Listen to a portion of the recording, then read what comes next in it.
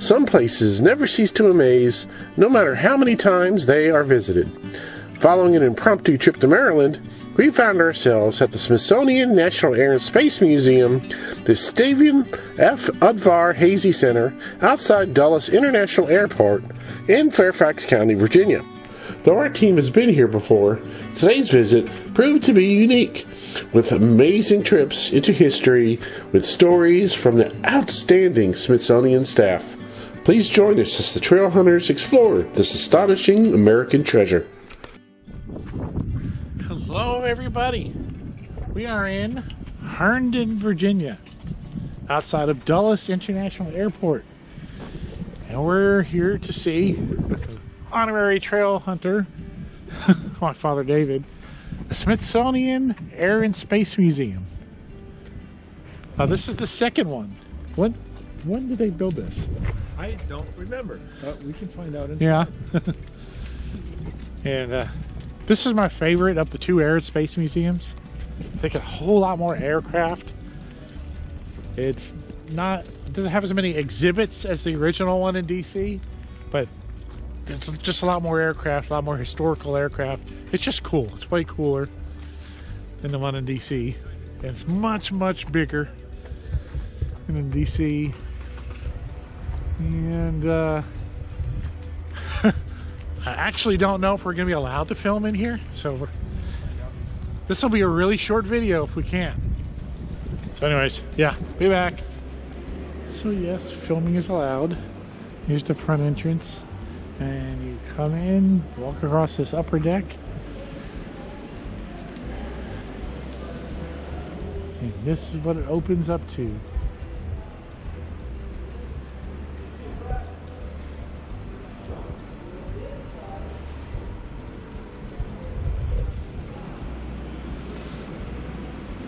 And look what you get.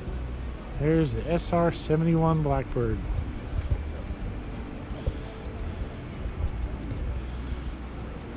Some World War II aircraft hanging right in front. And back there, which we'll get close up later, the Space Shuttle Discovery.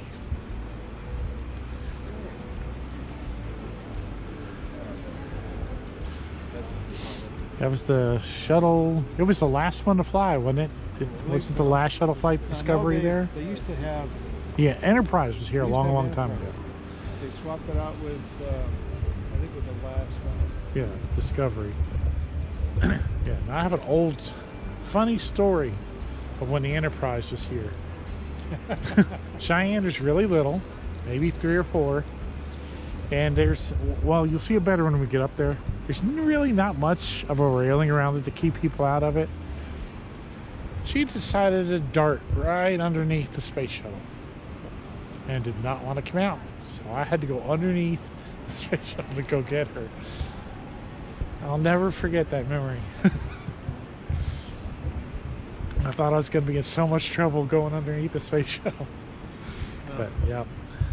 So we get the more modern aircrafts over here. Though I don't know, I mean, they've got a mix of World War II and earlier. Yeah, you got pre-World War One. Yeah, pre-World War One over there. And you got the SST over there. The Enola Gay is here. Yep, Enola Gay. Wasn't that out on tour or something recently, I think? I don't know, but there's a lot of World War II aircraft. Yeah. Some of them from Japan and Germany down there. Yeah. And it's very uncrowded, which is awesome. Yeah. So, yeah, we're going to get started. Yeah. Check out that, oops, hold on, bring you back down. Research aircraft. NASA, oblique wing. So you said to turn the wing pivots to change direction? And that's pretty neat. It's like pre-drone technology there, because it's remote piloted.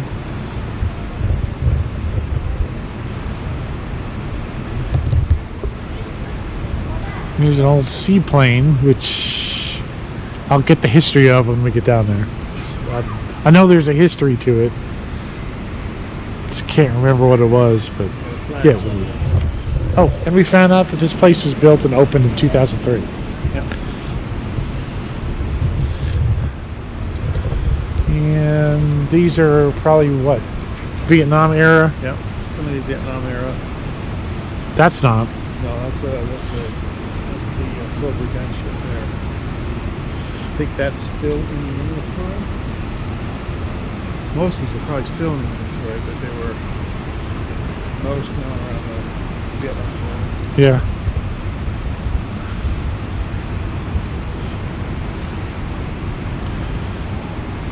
SA-2 guided missiles.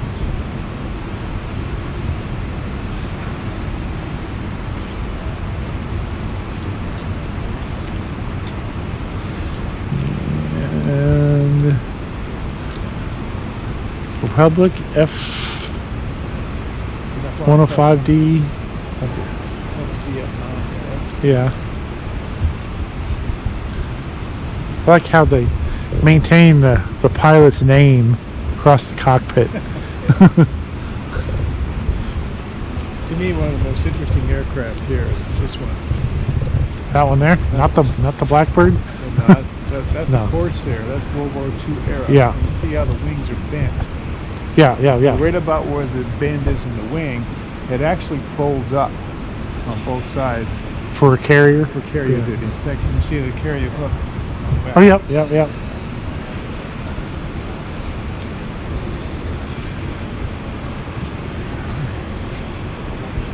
That is pretty cool. Yeah.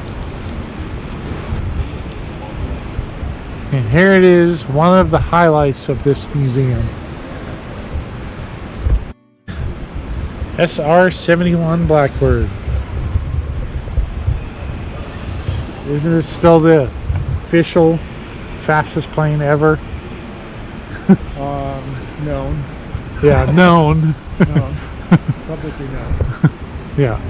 This There are is some other just things coming along now. In fact, there, I can't remember the designation of it, but there's another. was it Aurora? Supposed to be reestablishing supersonic flight coming out soon. No, Yeah. it's not good. It's something else. And not that airplane in the new Maverick movie. I heard that they created that plane specifically for that movie. Is that right? The one really? that, yeah. And that I heard rumors that the Russians actually aimed their spy satellites over because it never did fly. It was just a promo because they thought it was based on an actual spy plane that the U.S. was. I don't know if that's true. That's just like internet chatter that happened. Don't know, but that was a pretty cool scene, though. I do like the Top Gun movies. I thought Maverick was pretty cool.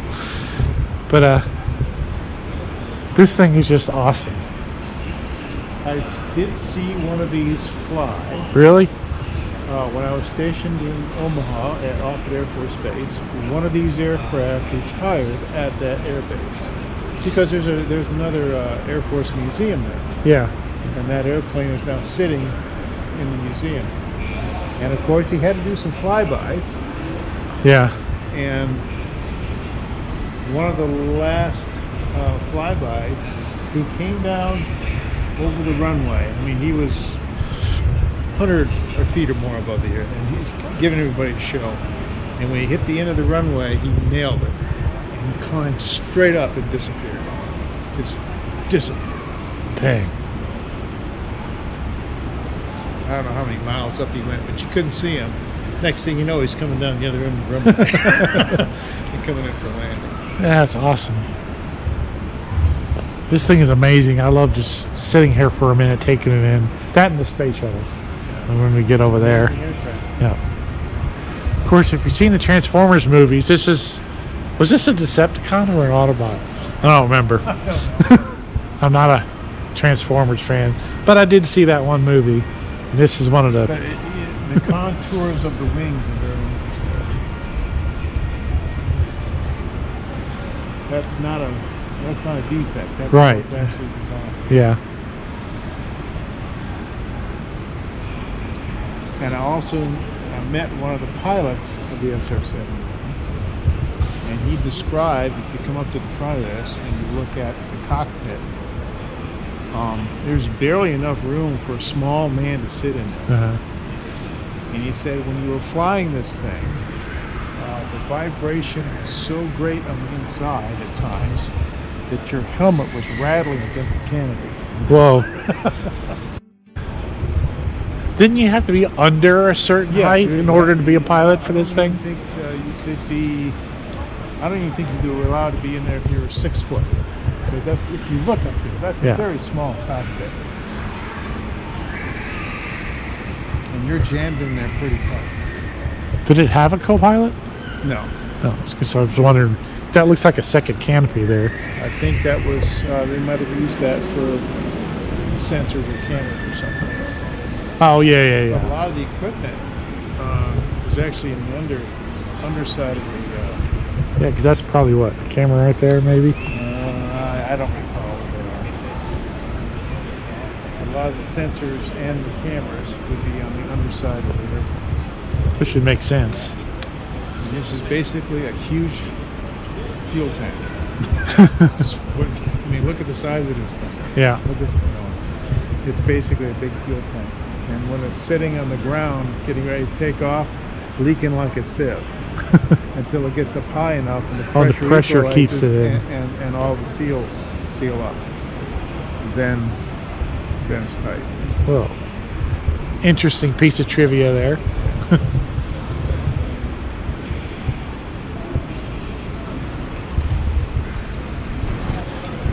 And they got displays of uniforms through the years the pilots wore.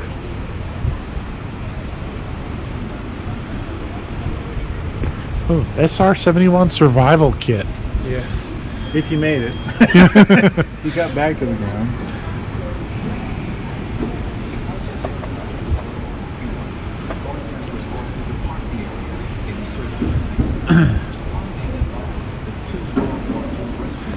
Oh, so this particular SR-71, September 13th, 1974, went from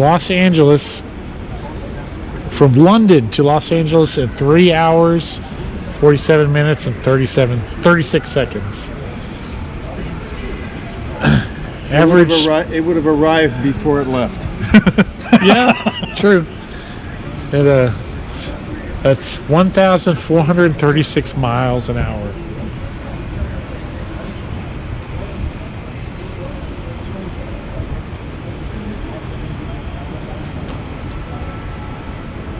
Oh, well, look at this.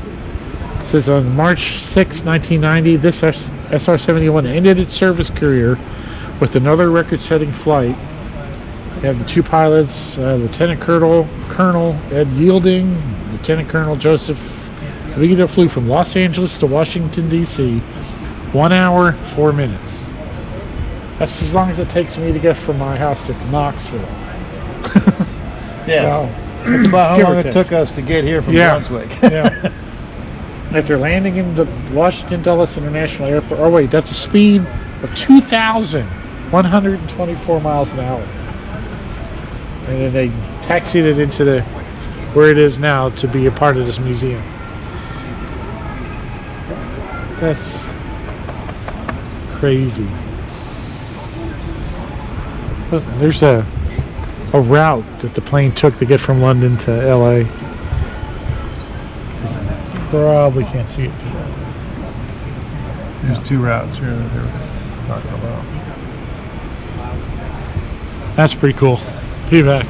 What's really cool is, I mean, of course they give you a plaque of the history of whatever aircraft that you're looking at, but they not only give you, an overview of the aircraft itself, but this particular aircraft, they give you a history of it and how it became to the museum and stuff. So that's pretty cool. So now we're down the ramp. You gotta take the ramp to get down to the floor. Now we can get really close to the exhibits.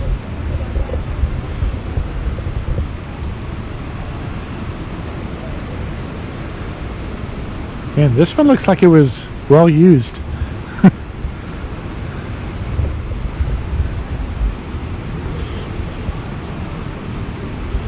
So this was in Vietnam? Yeah, that one was. Oh, I thought that came in like in the 80s. No. Well, they were flying in the 80s and 90s, but they were also flying. And this aircraft here has got very long history, kind of like the B-52's got a very long history. Too. Yeah. The B-52 is still flying, isn't It it? is still in the inventory, and it's started in the 50s.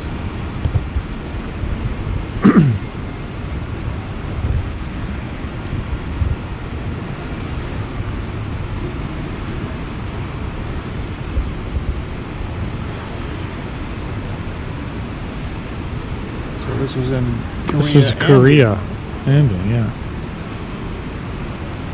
I also did Vietnam do.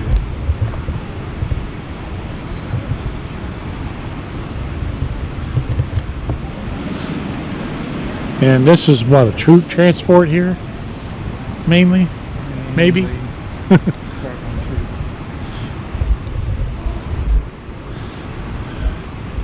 Sea Knight.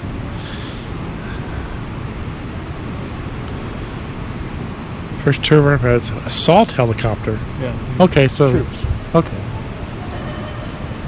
And that was probably a gun mount right there, maybe? Probably.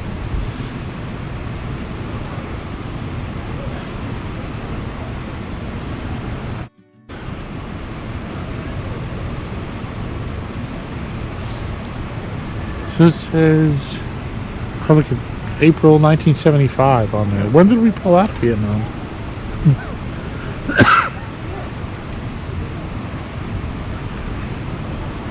I thought it was before then. What? When we pulled out of Vietnam.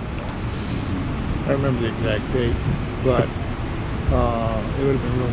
I know I went into service in October of '75, and it was real close to when we had pulled out of Vietnam. Oh, okay. I was just wondering because that seemed like a late date I think on the that's side of the October. aircraft.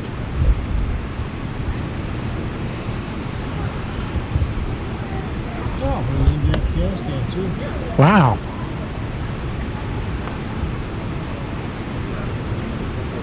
(2004), from 2007 to 2010. So that one hung in there.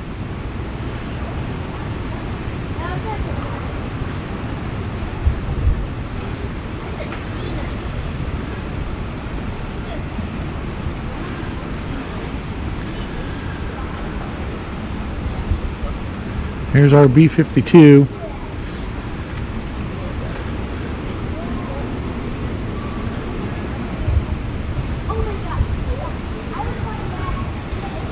Just imagine all the engineering that went into that. Yeah. Those smarter than me people.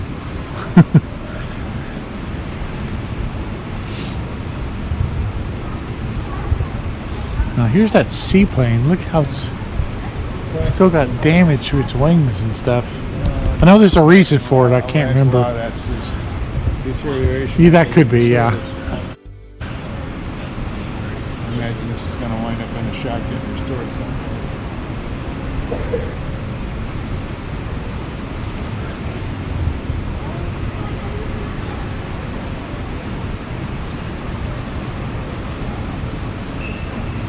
Yeah, it's pretty cool. What this appalling old piece of junk is? Well, I know it's not a piece of junk. It doesn't look like a piece of junk to me. What is it? What's special about it? Oh, well, it's a seaplane. Yeah. Is it? It's the only airplane in the entire museum that was on the ground at Pearl Harbor. On I December knew there was a 7th, story to it, but I couldn't 1941. remember what the story was. So it survived the bombardment. Survived the bombardment. Several of these were launched and got into the air, looking for where did all these Japanese planes come from. They didn't have any armament, so they couldn't really get into the fight, but they could at least look. This one survived without a scratch. It was painted blue shortly thereafter, used throughout the war. After the war, the Navy didn't know really what to do with it, so they parked it outside and left it there for 6 years. That's where all and that's what all this is, weather damage. And when they finally decided, you know what, we don't think we're ever going to get around to using this thing again. I wonder if the Smithsonian would like it. Hell yes. So they dismantled it, sent it to us. We got it a few years ago, but we don't have room for it in the restoration hangar yet. But, Oh, so they are gonna eventually? well, we're going to do what we now do with airplanes. We're not going to take it and paint it and make it really nice and new. They're going to painstakingly remove all this blue paint that's on there, and they're going to take it down to the silver paint, which is underneath, and try to make it as close to the way it looked on December 7th as possible. And the fabric that's all hanging in shreds under the wing, they'll soften it, and they'll put a backing on it, and they'll fold it back up and re-glue it back into position. Oh, okay. So the Okay. philosophy now is everything that's original To on keep December as much 7th, original. every molecule that was on it stays on it. Anything that came after comes off.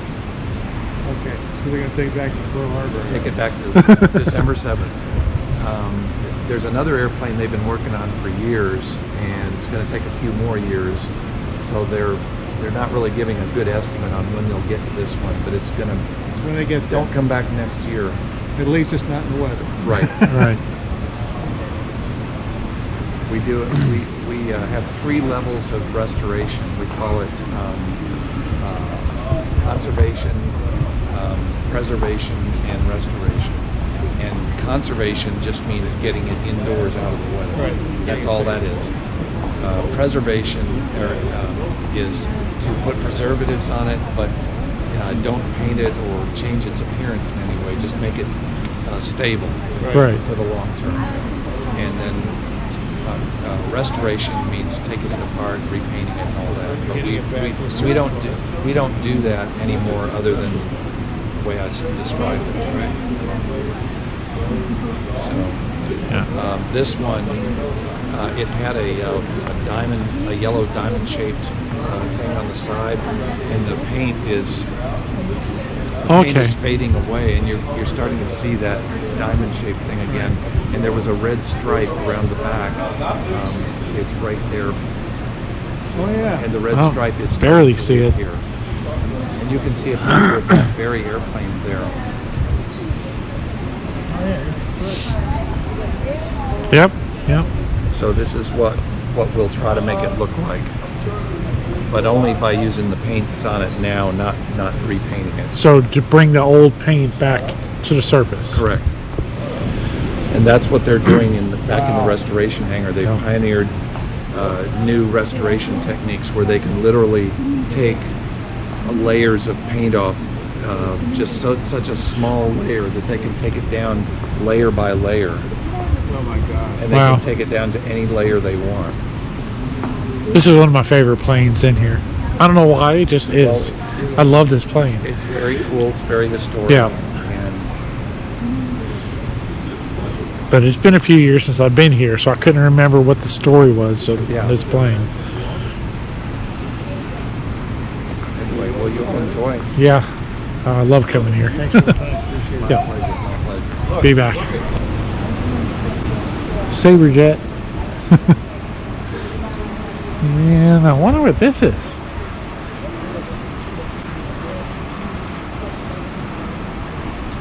And there's only the body.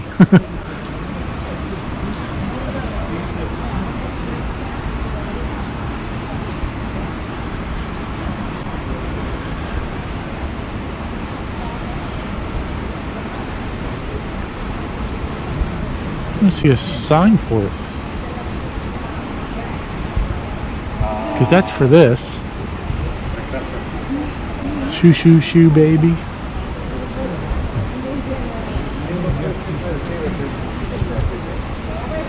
Oh yeah, they got a piece of a plane right there. And that's still in a crate. I wonder if these like new editions or something. Yeah, these are because things this that one's just- still on its wheels. Oh, what type of bomber did you say I that? think that's a piece of. I really can't tell. Yeah, wish that guy was still over here. Ask him.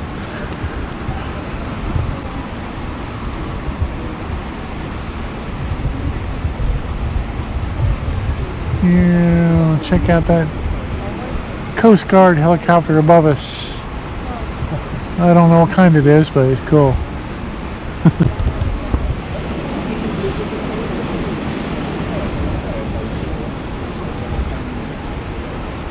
Blue Angels. FA-18. Does that map happen to show what that is? We'll be back. Check this out. This is the center. You said center wing? Actually, not center. There's it bolts onto the fuselage, and this would be like an inner wing section going out to the outboard. Oh, okay. The Yeah, engine. yeah. All right, yeah. So this is just the engines are mounted onto this. And then there's an outer wing. Right, panel. okay. That makes sense. I see it. I can see it now. And I mean, look at the size of these bolts. This is the kind of bolt that bolts the whole thing onto the airplane.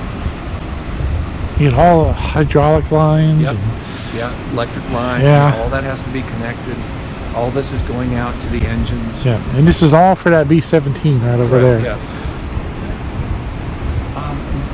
That, you know what that probably is? It's probably an oil tank. Right. A lot of hydraulics in this thing. Yeah. Fascinating. It may be more interesting to look at now Yeah. than when the plane is bolted together. That's true, because you really get a feel for Yeah. the engineering. Just look at And, look down there. Just look through there. in this, Think of the man hours. yeah. Just figuring out how all this piping has to be laid out. And how fast were they producing these things? Oh, they were. I mean, they're churning them out. Yeah, and- one a day or more than one a day because we've made these in the thousands. Yeah, and the effort. I mean, because look at the how Think about- intrinsic it is there, Right. and they were cranking them out that quickly. I do not know how many they were cranking out a day, but they were making them pretty A lot. fast. We're making a lot of them. I was stationed out off of Air Force Base, and there's a large aircraft manufacturing building there. I think they were building B-29s in there. I don't know what the rate was, but one of the interesting things I didn't know until I was stationed there is that they use wood bricks on the floor to reduce staff. Interesting. I got one. Wow. Yeah, very cool.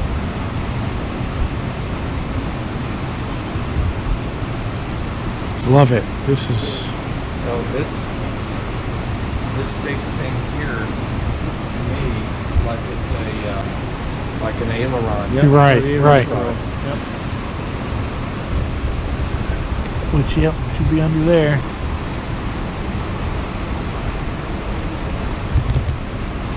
Fascinating. And of course, this was all done with drafting. Yeah, no, there's no pencils there's no and, slide computer rules. generated nothing. Slide rules. Right. Slide rules and pencils. Yep. Slide rules of pencils and paper. And grab people. Protractors and straight edges and There's no Adobe software to help you with this no, one. no. Fascinating. It's just fascinating. Actually, you know what? This might be flaps, not ailerons, because the ailerons are probably on the outboard panel. Yeah. You can see that this curved You're right. thing under there, which would be where the flaps would reside or retract to.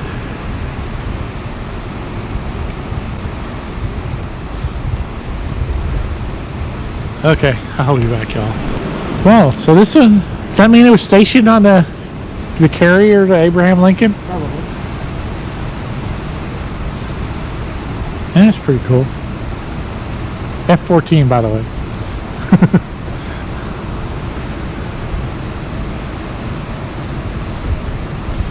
I think we're on the wrong side.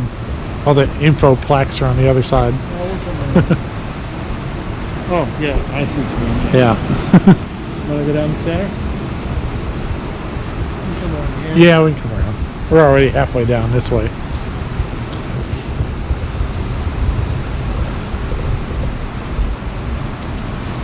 Wow. Bomb sites.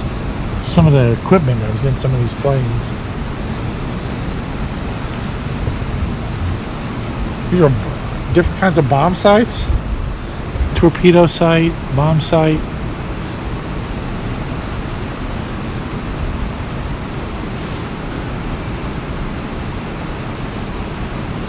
That's the Norden bombsight. And if you go to the B-29 Enola Gay, if you're up in the catwalk and look into the cockpit, you can see the one that was actually in there for the bombing. Really? Oh, cool. Yeah. It was the third most expensive project for World War II. The first most expensive was the B-29. It cost $3 billion back in 39. $39. 39 billion to build 3,970. The second most expensive was $2 billion for the development of weapons, and this was the third most expensive, $1 billion. $1 billion? $1 billion to build the whole. In $1939? $1939. Wow. Can you measure that? No, I can't. No. I mean, there's a conversion chart, but. Yeah. I'm afraid to look it up. It'd probably start with a T in today's dollars.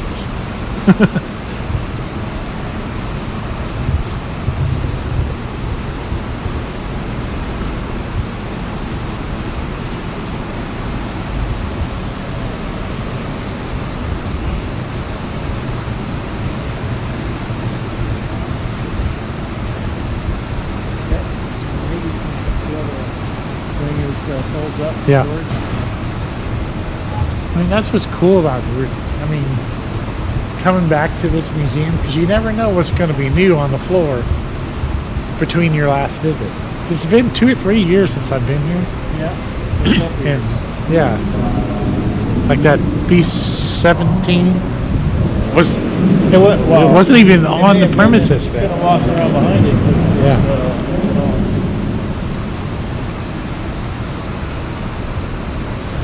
That looks like a Russian aircraft. MiG right there. Yeah.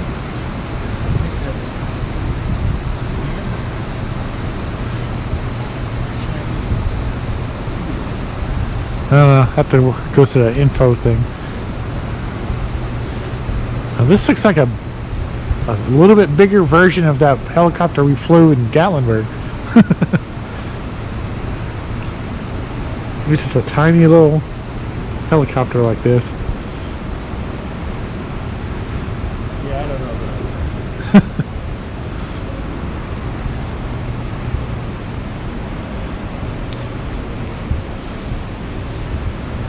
about Okay, be back. MiG-21, Russian aircraft, Soviet aircraft. And this one was a MiG-15.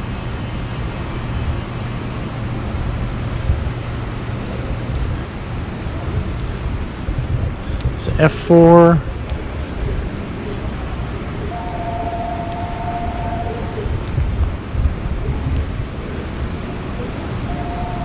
F-86 Sabre. This is the Sabre jet that Chuck Berry sings about in his Christmas song. Oh. So this is what, Korean? Korean. Yeah.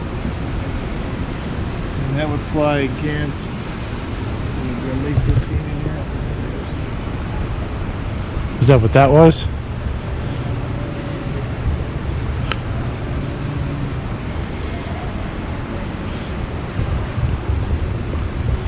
Yeah, MiG 15. Yeah. So that, So this one and and this one, yeah. would have been adversaries in the Korean War? Korean War.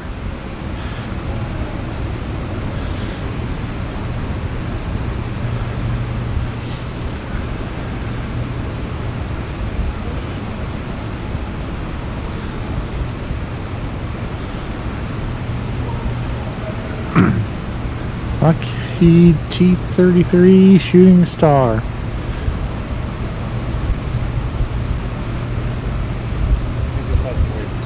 Yeah.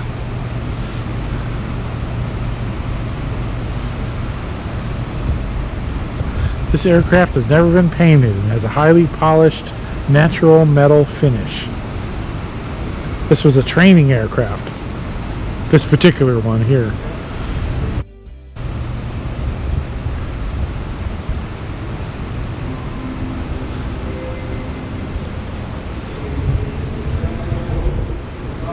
A6 Intruder.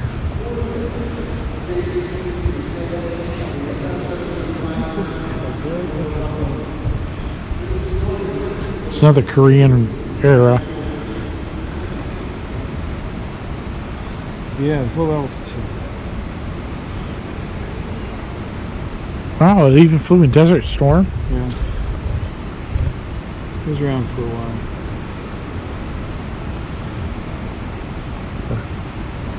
It's also a carrier aircraft. Yeah.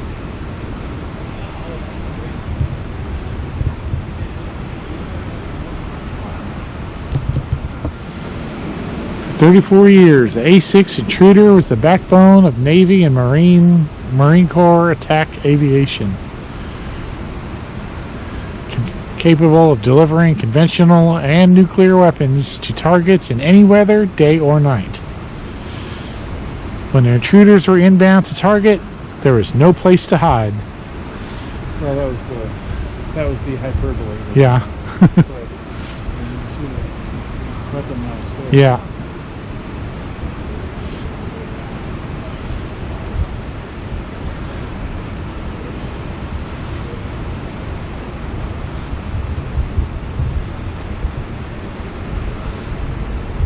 And you got some missiles.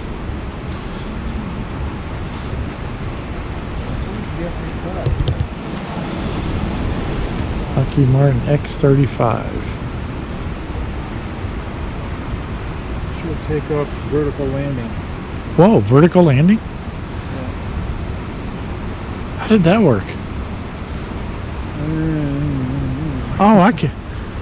Yeah, there it is, right there. The The engine's gimbal. wicked.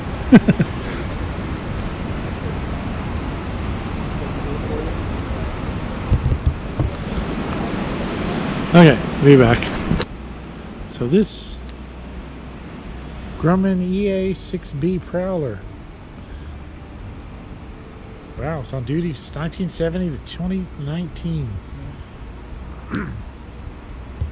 So this thing would jam radar while escorting aircraft on strike and bombing missions.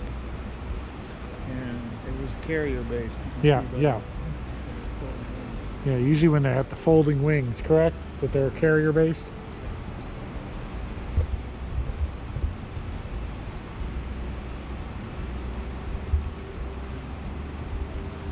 Pretty neat. One thing you got to keep an eye on when you're walking around this museum is not to miss the planes that they have hanging up. The plaque for that is up on the. Yeah, yeah. We'll have to go to the upper thing. I think that's a Cessna, and I think it's a World War II reconnaissance plane. Yeah. Well, those look like.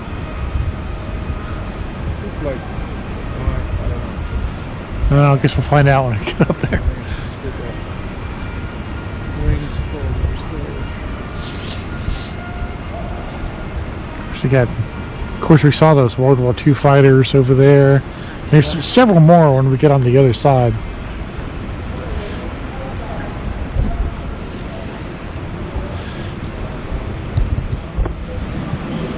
But I think we're going to pop over and see the space stuff. Oh yeah, satellite. Oh, this is his. This is the one. B1. This is the X1. The X1 that Chuck Yeager flew faster than the speed of sound. Mach 1. October 14th, 1947. This is the plane he did that with. So, experimental aircraft.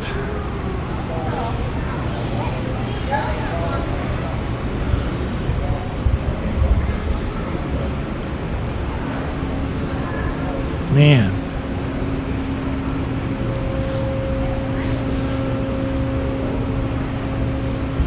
That's pretty neat.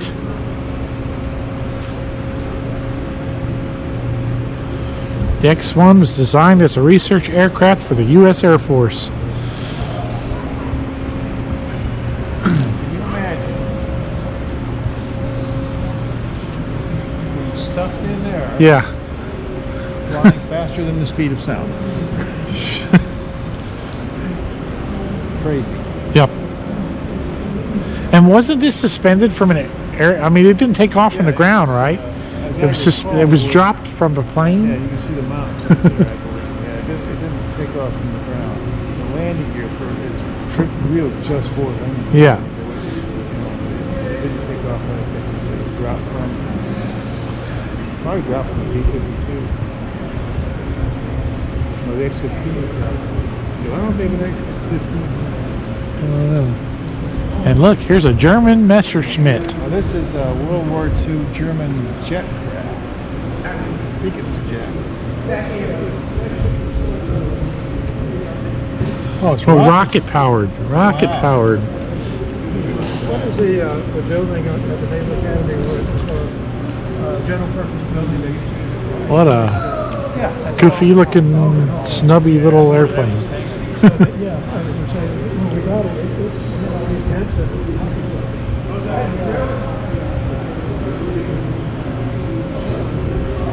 I think this was like right near the end of the war. So it had no effect on. part of the miracle weapons. Yeah, they tried to build. Okay. Be back. Okay, so we are entering the space section of the museum. And there's the Space Shuttle Discovery.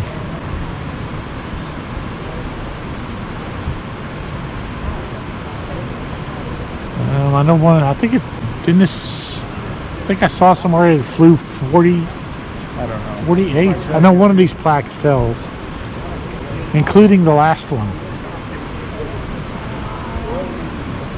39 missions. 39 missions. So it's a little bit close. I actually have on DVD the actual last flight of this one. Oh, yeah. Yeah.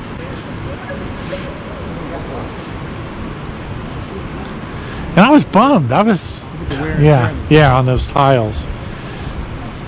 Can you imagine that the heat that these had to endure? There's, oops. Here's your thrusters. Steering thrusters. Yep. Attitude adjusters. Yeah.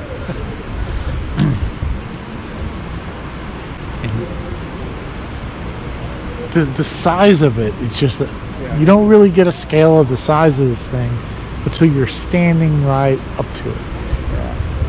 And then you realize, oh, in the hell they get this thing up there? Yeah. A lot of power. You know, when I had to get my child, I actually had to go under, though it was the Enterprise, not this one, because the Enterprise used to be here. Yeah. That's when these were still flying. They had the Enterprise here. After they retired shuttles, I think the Enterprise went back to Houston, I think, and then they roll. I'll have to find that out. But and then they rolled this in here, so I was actually under. Chasing this one. Yeah. Yeah. She was really little. Couldn't have been more than 4 or 5 years old when she did that. And as you can see, there's nothing really keeping people. And if I remember right, it was a rope then.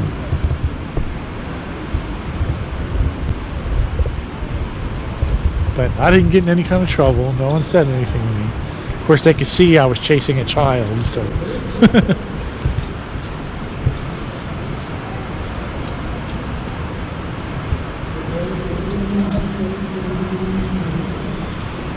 Here's a toilet. Oh, a space toilet. Yeah. A Space John. Interesting.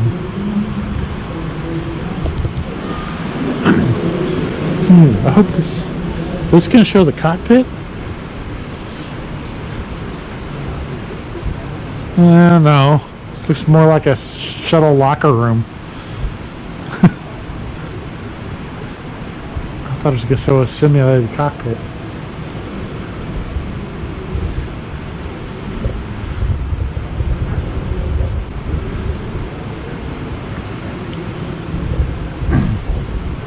Here's this Mars rover. Oh, the Pathfinder lander.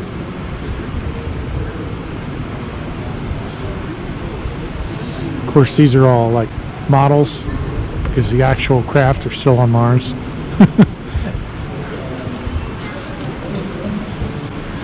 Anyways, getting back to the shuttle. Look at the engines on this sucker. Go back over there where you can see the entire thing in one shot, and I'll stand underneath it so you can scale Just scale it? Yeah.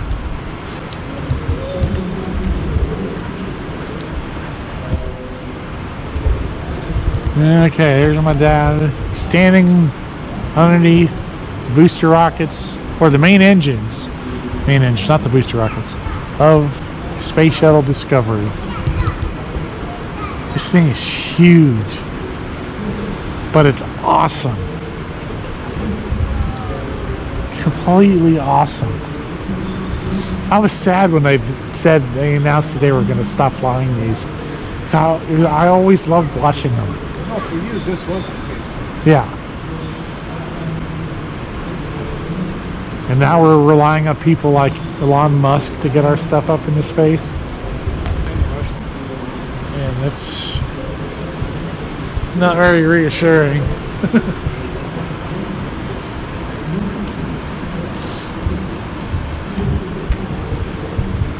And we got some other satellite and other probes and rockets.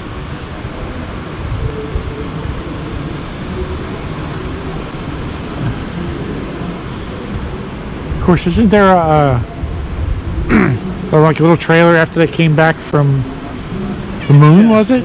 Yeah, where they had to stay for, I forget how long. They make sure they weren't glowing or brought some kind of contaminant from outer space. Okay, be back. It's models of the different rockets that NASA has used over the decades. So you got the Titan 3 to launch satellites and other things into space.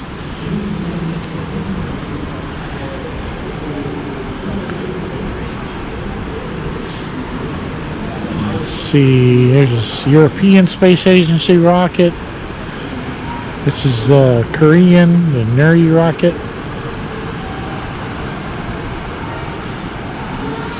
H2, this is Japan's, the H2 rocket, Atlas V.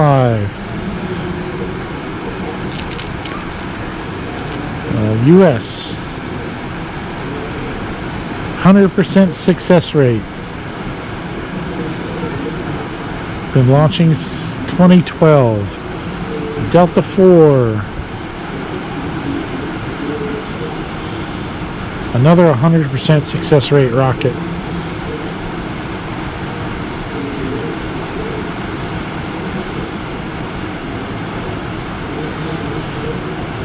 Carried all medium and heavy U.S. government payloads to space since 2006.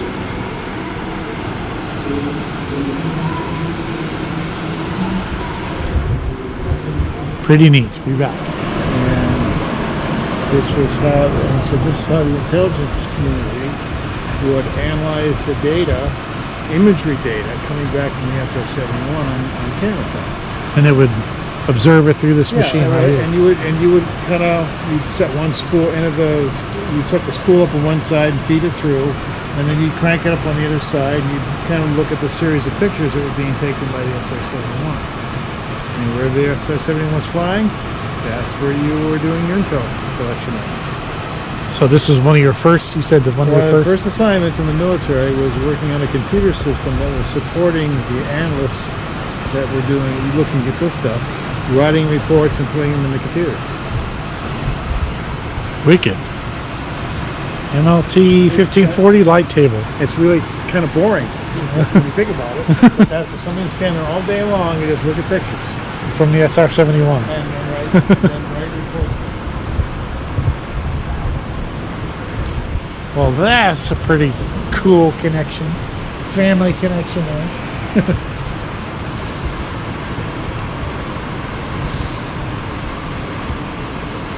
And then they went from using that to using this. So this is newer than that? This is newer than that. I would have never guessed that. Because this looks older technology than that. 2003. They went to this. The edits. Crazy. Soft UVs.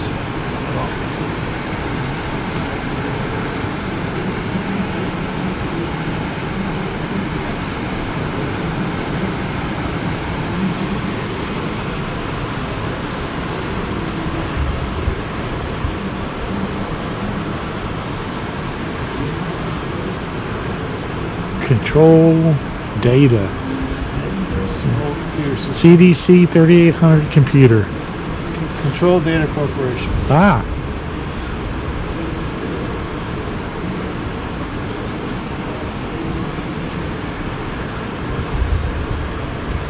Almost looks like consoles on the bridge of the Enterprise right there. Kind of. The original Enterprise, yeah.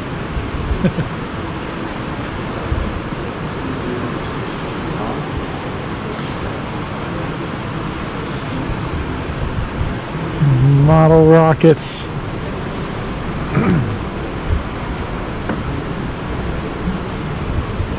Here's some of the ones.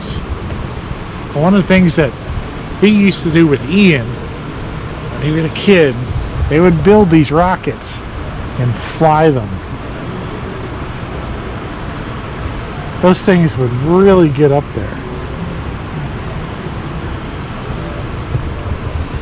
Yeah, I remember that.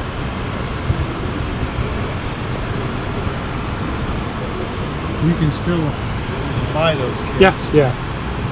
Yeah, still get the little rocket engines. Though, where you live now, I don't think your neighbors would be too keen on flying we'd rockets. have to find it. In the summertime, when the school is closed, on the football field. Maybe. Yeah. Thanks. Be back. Mobile quarantine facility. This was built for one of 4 astronauts returning from the moon. Its purpose was to prevent the unlikely spread of lunar contagions by isolating the astronauts from contact with other people. Let's see, it has sleeping quarters, kitchen, and a bathroom. They remained in here for 65 hours. Living inside this thing while being observed. That would kind of suck.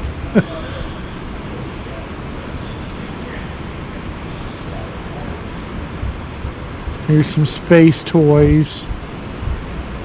See, all right. I'm gonna reveal how much of a nerd I was. See that back there? The Enterprise stuff and all the figurines. When I was a kid, I had that and all the figurines. Those communicator set, I had those.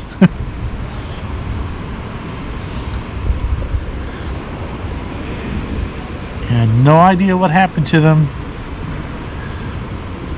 They would be worth tons of money now if I still had them. Of course, there's some Star Wars stuff and Buck Rogers, but my thing was Star Trek. And I still collect Star Trek stuff. Though I would love to get a hold of those whole play sets. And I'm sure I could get them on eBay. But they would be a god-awful amount of money, I'm sure.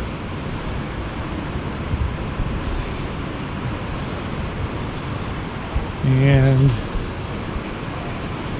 what we got over here, this is kind of cool. This is the model they used in the filming of Close Encounters of the Third Kind. So Now, back here you can see airplanes right there. yep, Is that you? yep. Okay, from what I understand, Steven Spielberg and his buddies just took all kinds of different model kits and just kind of threw this together. Right. Using pieces from all different kinds of there's ship models. Airplanes there. Yeah, and there's supposed to be an R2-D2 somewhere on here. And there's a mailbox. Volkswagen bus. Yeah, there's a Volkswagen that they just kind of threw on there as kind of jokes.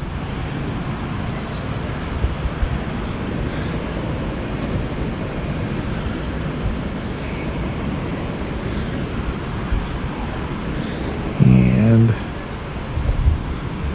I think there's like a little submarine somewhere on there. Yep. You spend all day looking for it. Yeah, yeah. Here's R2. Oh, yep. There's R2 right there. R2D2 right there.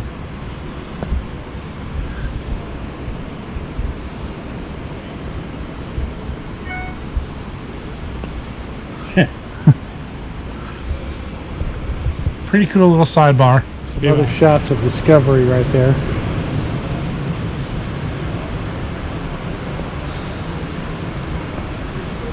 As we head up the stairs toward the preservation rooms.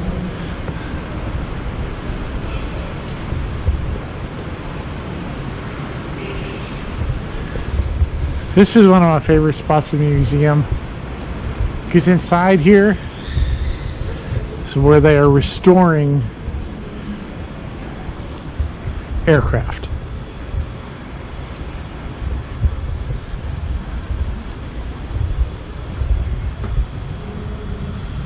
From all eras, World War II,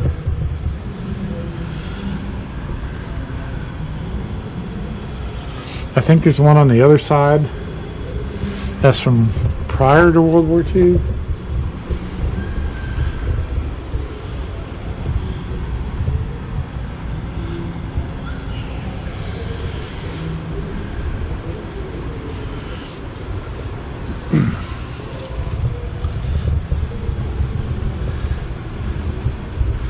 There are several jobs that I would consider a dream job. A job where you travel would be a dream job. Or, you know, environmental protection or something like that. Working in that kind of field would be a dream job. Hiking. This I also consider to be a dream job. To be one of those people working on bringing these old antique aircraft back to life.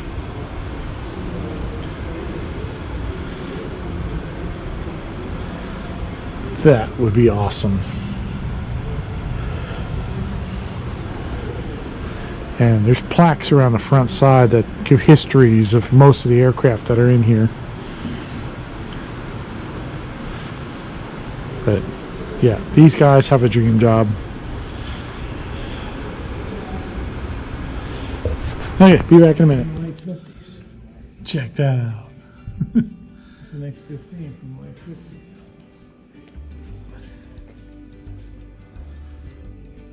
X-15. There's the P-51 Mustang. Yep.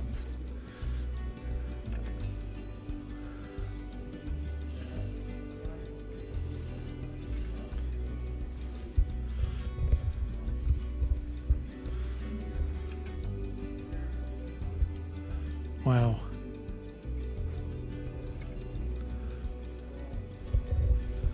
To the left, Messerschmitt. They got a Messerschmitt in here. The actual jet. Well, Messerschmitt was a fighter aircraft. I think it's No. this Okay. one right here. Yep. But that's clearly a prop plane. Yeah. Which one was the rocket plane? Not the rocket, but the jet plane that they had ME-109. right at the end of World War II. I wonder if they have one here.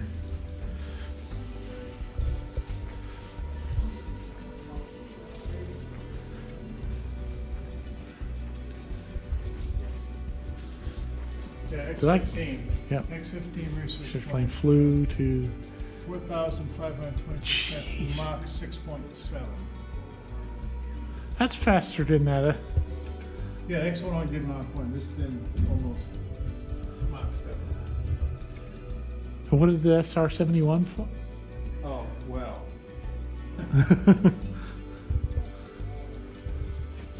No one knows. No one that I know. Well, at least know not anyone that's at liberty to say. Here's a B-26 over there. Flak bait is the name of that plane. And is that? I thought I saw real quick that there was a biplane that they're working on in here. Far left rocket ride from amusement park. Thinking an amusement park ride in here. Somewhere over there. Telescope tube.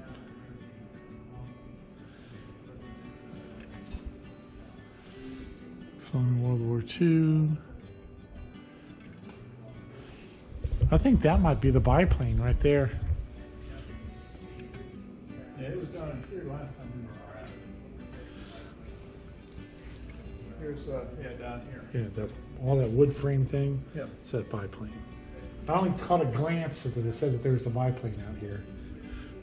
Pretty sure that's it. Yeah, 1920s wooden fabric biplane used as a trainer and a barnstormer. What is a barnstormer, dude? Well, it was like an amusement thing. Oh. Kind of like a roller coaster. They fly people around and stuff. People were walking on the wings, hanging off the airplane and doing all kinds of activities. Mostly after the First World War sometimes.